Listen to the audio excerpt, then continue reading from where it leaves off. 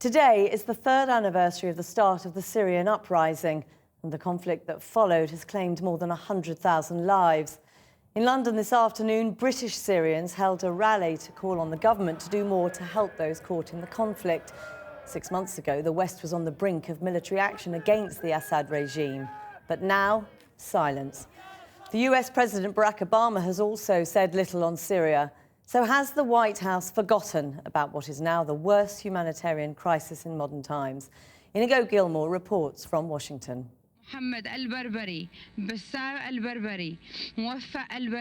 It was meant to be so very different. 3 years after Syria's revolution began, amid lofty talk of liberation, these activists have come to the White House not to celebrate, but to commemorate the dead. Over 3 days, they've been reading out the names of 100,000 Syrians killed in the conflict. We are watching genocide unfold in Syria. This is not just a revolution or an uprising or some complicated conflict that you can't do anything about and just, stand on the sidelines. That tactic is not working, and the killing machine continues on. These Syrian Americans are supporters of the revolution to oust President Assad, and they're frustrated that support for their cause in Washington appears to have ebbed away. Over at the White House, the names of the Syrian dead continue to be read out. But here in the corridors of Congress, the political heart of the world's superpower, all the talk is of Ukraine.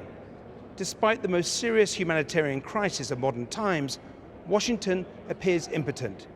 Syria's bloody conflict, it seems, is now largely being ignored. The United States and our allies seek to empower Ukraine. Nancy Pelosi is President Obama's key lieutenant in Congress, and I wanted to ask her about Syria, which just a few months ago was top of the agenda here. There's a sense that Washington has forgotten about Syria. Do you support any kind of new involvement in Syria? The situation in Syria really does challenge the conscience of the world.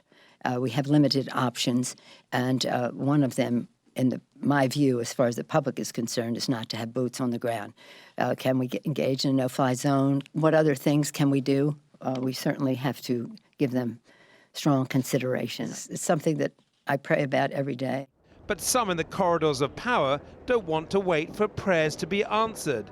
Congressman Adam Kinzinger pushed hard for airstrikes against Assad in September, yet he admits the options are now limited. And the solutions look bleak either way, but I think our best option is to degrade the extremist link opposition while we degrade the Assad regime. And the problem is, a member of Congress like me can't go out and sell this to the American people. It has to be sold by leadership like President.